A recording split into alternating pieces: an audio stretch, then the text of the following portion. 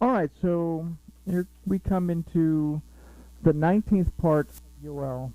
And when I say that next week we'll finish Yoel, I can say it with confidence.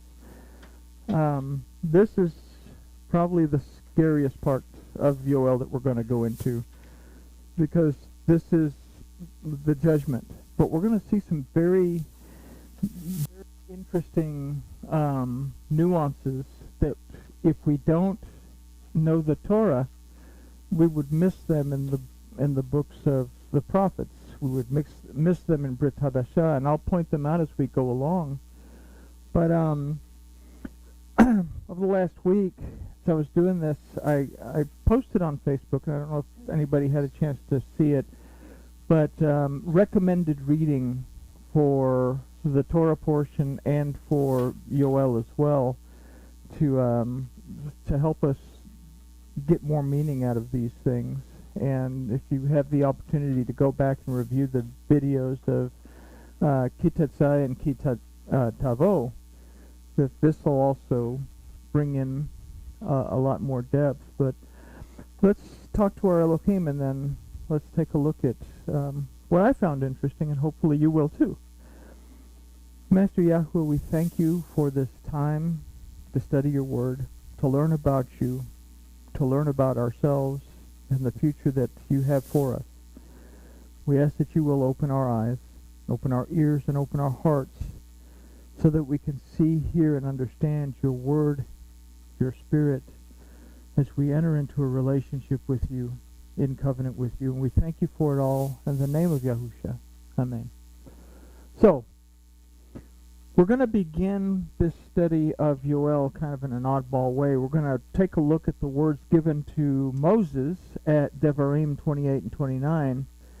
And we're going to consider the judgment of the nations and those still in rebellion, as well as its consequences. Like I say, if we're going to understand the prophets, we have to understand what the laws are.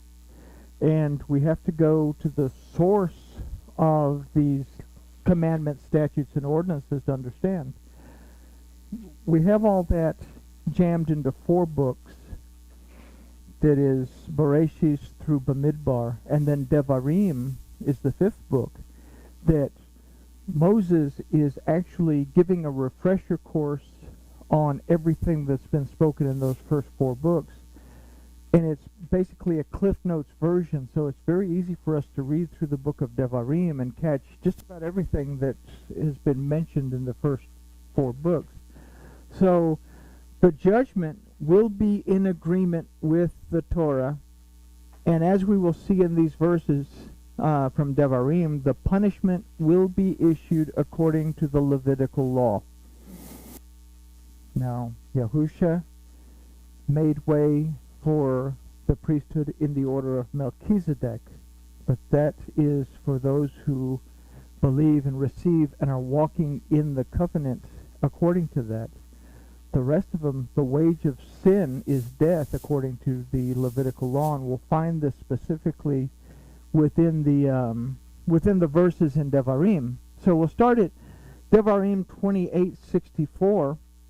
It says, "And Yahuwah shall scatter you amongst all the people, from one end of the earth even unto the other end of the earth, and there you shall serve other deities which you have not known, you nor your fathers, even wood and stone. Among these nations shall you have no repose, and there shall be no rest for the sole of your foot. But Yahuwah shall give you there a trembling heart and failing of eyes and a languishing of souls." And I want to stop just a second for this word give. Yahuwah shall give you. This word is natan, that actually means to permit or to allow. That he will permit it and he will allow it. He's not the one that has brought us into this condition. We've brought this into ourselves. And he now has to allow this to happen because he has no recourse according to his Torah. So, "And your life shall hang in doubt before you, and you shall fear night and day, and have no assurance of your life.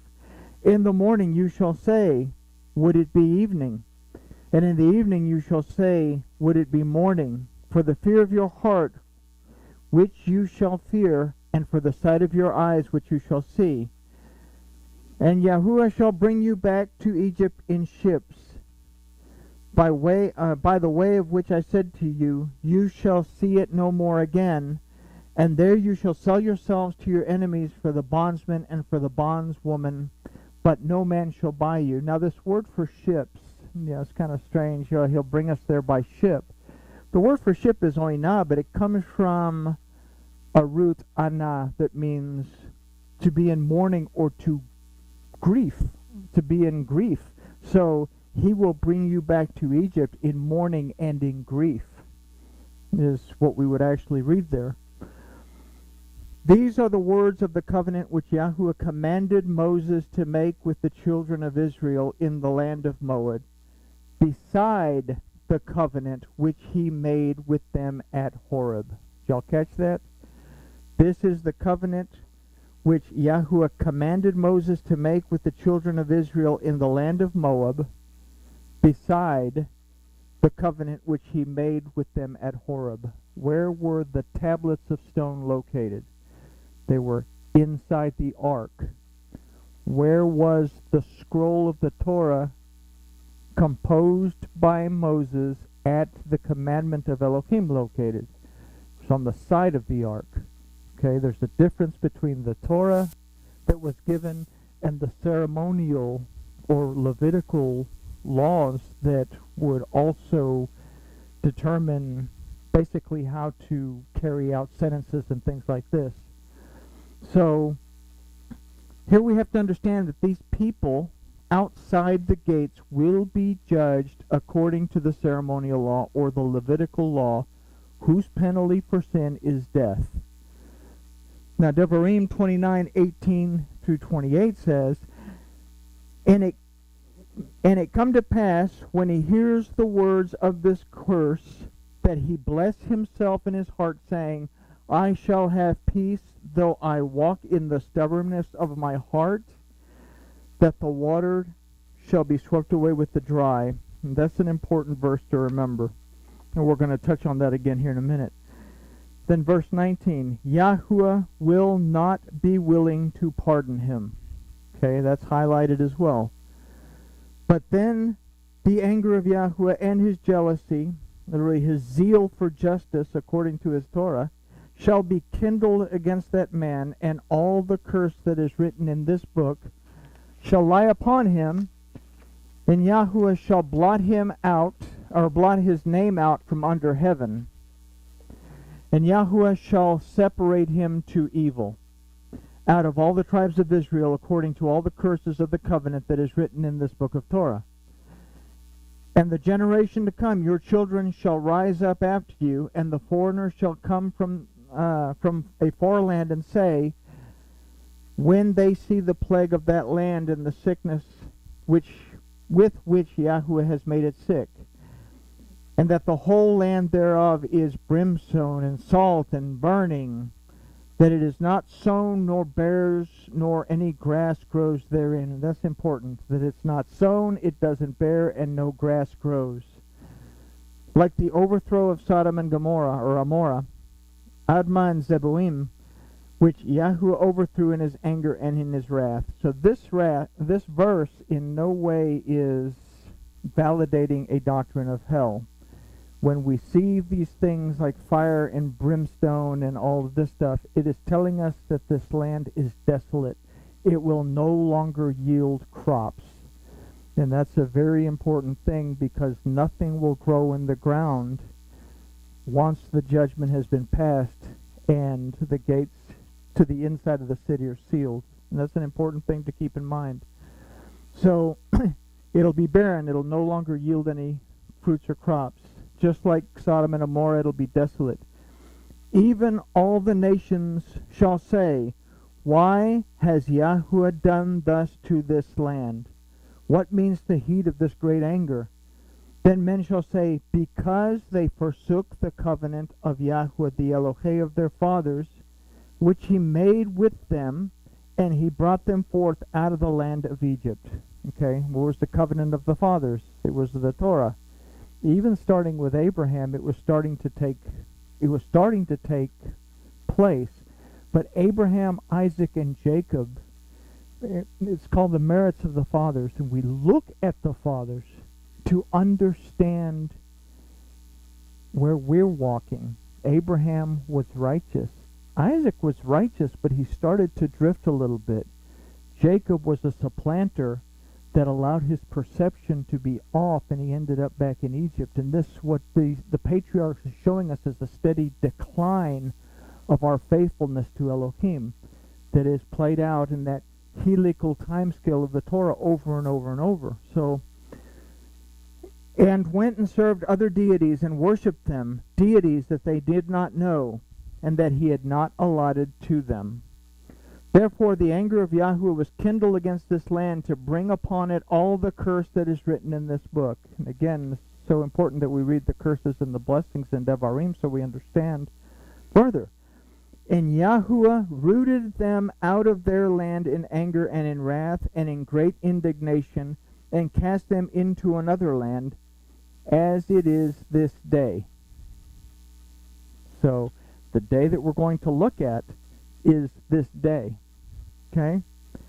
The secret things belong unto Yahweh Eloheinu, that is, our Elohim.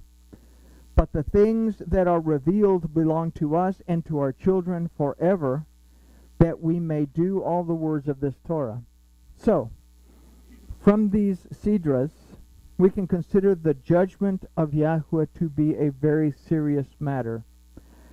Now, considering what we've just read, we can now consider the book of Yoel. This is in our English-based Bibles. It'll be chapter 3, 9 through 17. If you're using the Trei Asar that you got from here, it'll be chapter 4, 9 through 17. So what we're going to consider is the state of the world outside of the gates. And we're going to consider the judgment of a wicked generation. So Yoel begins there at verse 9, saying, Proclaim you this among the nations, prepare war, stir up the mighty men. Let all the men of war draw near, let them come up. So the rebellion is starting. They have been there's a process going on of separating the chaff from the grain, and we'll get to that in a minute. But let's begin with the word for proclaim, which is kiru in this Hebrew of the verse. This word also means to call out and to make known. The root is kara. Now, what is being made known is to prepare war. Now, the word for prepare is kadeshu, that comes from the root kadesh, that means to dedicate, to set apart, to separate, but it also means to defile. Okay? This word for prepare also means to defile. The word for war is milchama, that actually means to do battle, but also means to eat or to use as food.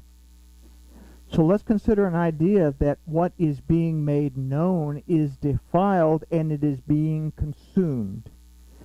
Now, if we consider that the Shekinah of Yahweh is no longer present and that the word is no longer respected, then we can consider that what is being consumed are the enticements of the Satan that are feeding a condemned world towards destruction. Now, a word that is translated in this verse as this is zot, that also means on these conditions. So it gives us an overall idea concerning the phrase, proclaim you among the nations, prepare war, to mean make known on these conditions the defiled food that is to be consumed. The time for teshuvah has come and gone. Now judgment begins. All that is left outside the gate is self-destruction fueled by the Satan's enticements. The next phrase is stir up the mighty men. Now the word for stir up is ha'iru, that also means to lift up oneself, and comes from the root ur, that means to be naked.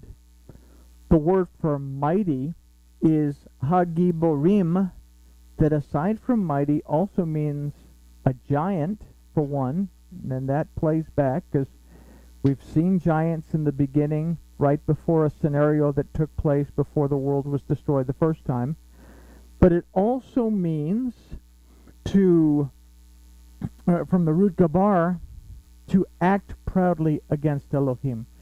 Now, gabar has a lot of meanings, but one of those meanings is to act proudly against Elohim.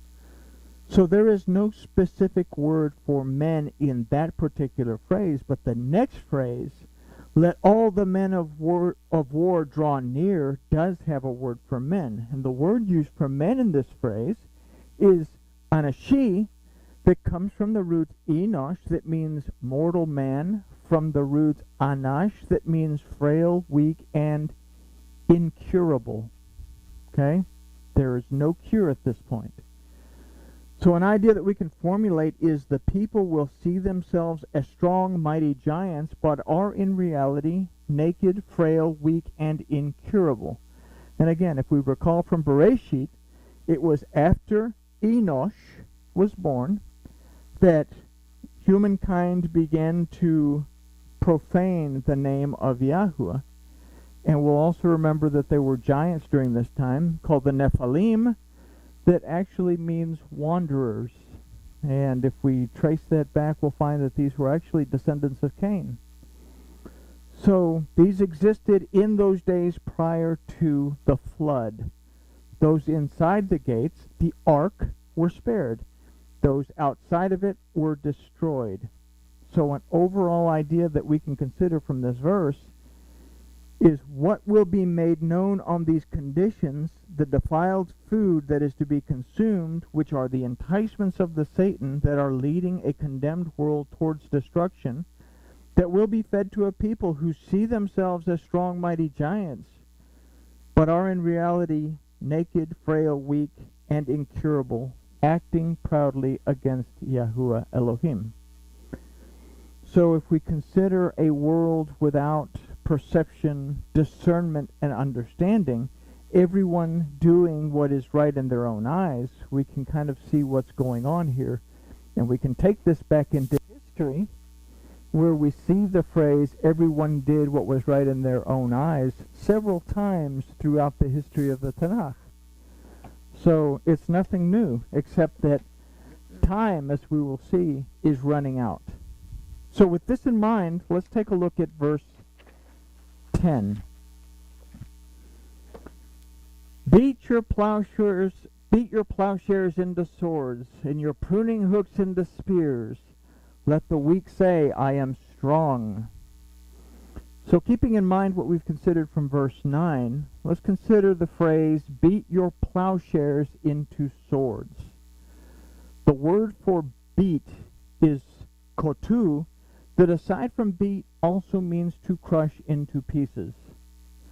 The word for plowshares is itechem, that has its root in the word et, that we've considered in the past as an illustration or a representation of the word of Yahuwah. The Proto-Hebrew idea of this word for plowshares is moving towards a mark. Okay? So an idea that we can consider right off the bat is the word of Yahuwah itself is being crushed as the path that leads towards the covenant marker, who is Yahusha. So not only the word is being smashed into pieces, but that covenant marker that leads us to Yahusha as a concept, the deliverance, redemption, and restoration that can be ours, is also being laid to waste. Okay? So what we understand here is that outside the gates, the world is in a state of the reprobate mind. It's becoming reprobate. It's not healable. It's not curable, is what we're starting to see here. Now, the next word that we look at is the word for pruning hooks, is umazmerotechem, that comes from the root samar, that means to shiver, to shake, and to tremble. The word for spear is lirmachim, that means specifically an iron point that is thrown. So if we consider that iron is a representation of judgment, then we can formulate an idea of unstable justice, or justice that's shaking and trembles. Okay? The justice system outside is not where it needs to be. There is no sense of justice. That has been shaken as well.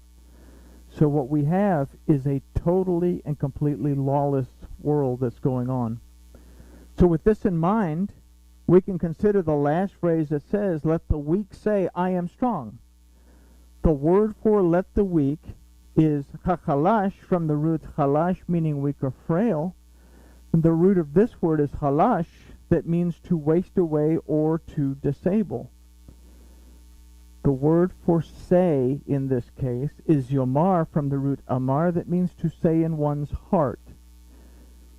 So if we will consider what Yahuwah's ideas, or what his words are concerning the heart of humankind, of the Adam, we'll recall that he said that it's wicked, and all the imaginations of the heart are wicked from their youth.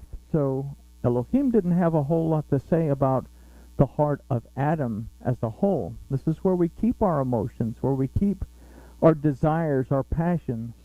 Okay? The word for strong is again gibor, that we considered earlier, means to act proudly against Elohim.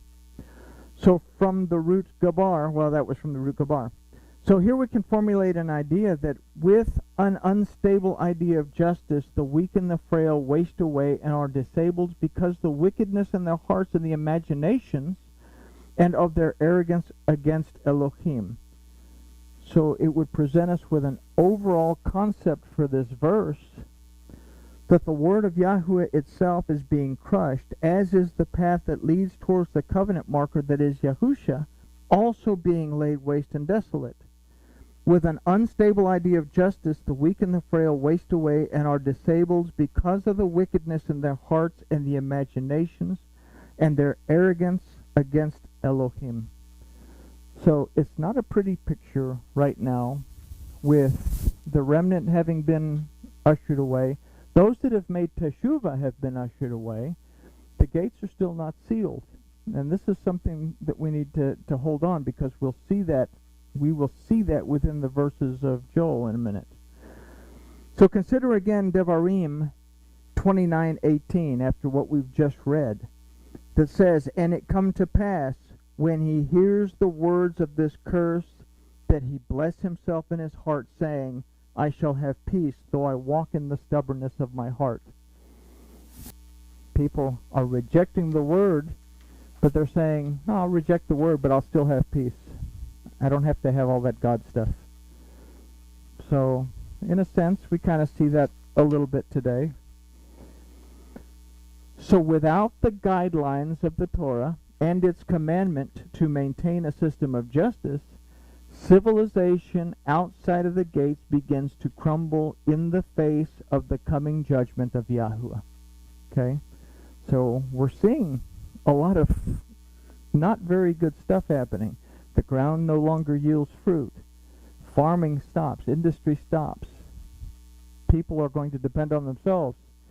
But now the judgment, they're too arrogant to see this. And literally it's a dog-eat-dog world. I didn't say that out loud. So, verse 11. Haste you, and come all you nations round about, and gather yourselves together. New phrase. There cause your mighty ones to come down, O Yahuwah. So here it's saying, haste you and come down, all you nations round about, and gather yourselves together. And then cause your mighty ones to come down, O Yahuwah. Let the nations be stirred up, and come to the valley of Jehoshaphat, for there will I sit to judge the nations round about. So in verses 11 and 12, we can topically consider that the messengers of Yahuwah, his mighty ones, are gathering the nations to the valley of Jehoshaphat, which means Yahuwah has judged. And it is here that the final judgment will be rendered. Now, verse 13. Put you in the sickle, for the harvest is ripe. Come tread you, for the winepress is full, and the vats overflow, for their wickedness is great. Multitudes, multitudes in the valley of decision, for the day of Yahweh is near in the valley of decision. The word for multitudes is chamen, that comes from a root, hamon, that means to murmur, to be confused, to be enraged. It means calamity. It's the sound of war. This word finds its root in tehom, which means deep. And if we go to Bereshit 1:2, we'll understand that darkness was upon the face of the deep. So the first time that we see this confusion, because the words tohu vavohu, empty and void, actually mean to be in chaos, to be confused, to be disrupted. And here we are, darkness, as we're going to see in a minute, on the face of the deep, in a state of total chaos. But back to the study. In reading these verses, we can consider again topically that the final judgment has been completed. And we recall the words of Yahusha, who said, the road to destruction is wide, and there are many that travel on it. And this is Matthew 17:13. So we can envision in this phrase, multitudes in the valley of decision. We can also consider that the gates are going to be sealed shortly after this judgment in the phrase, for the day of Yahweh is near in the valley of decision.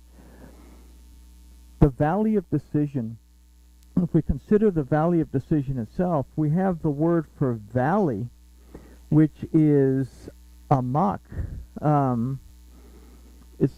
It means deep. It means profound. Deep and profound. The word that's used for decision is harutz. That means sharp-pointed, but it means a strict or diligent decision. So this is not just a valley of decision. It is here that a very profound, very strict, and very diligent decision has to be made, because this word decision, this word harutz, also means threshing. Okay? Threshing. When you separate the chaff from the wheat. Okay? So, this is from the notes that I have in the Treasar that I have. But this is the threshing floor. It is the final separation of the grain from the chaff prior to the last shofar blast of the age of the Adam. Okay? This is the final threshing. If you are going to make a decision to make teshuvah, this is it. After this, that's it. There's no more. Because the next verse, well, let's go back here. The millennium will begin inside the gates, and the clock will be set to continue for 1,000 years and a season, which is a 7-year Shemitah cycle. And you say, well, how do you know that? It doesn't say that in the verse. But if I understand that 1,000 years, a single day, and the Adam did die until he was 930 years, so he died during that day. He didn't survive the whole day. If I understand that they were in the garden for 7 years, according to the book of Jubilees, prior to the temptation, then I understand that the millennium will last 1,000 years, a full day of Yahuwah, and a season, a Jubilee cycle of 7 years, where just as in the garden at the end of 7 years, the Satan came to bring temptation, The Satan will again be released at the end of this Shemitah cycle, at the end of the millennium, to bring temptation one last time before he is finally cast out or returned.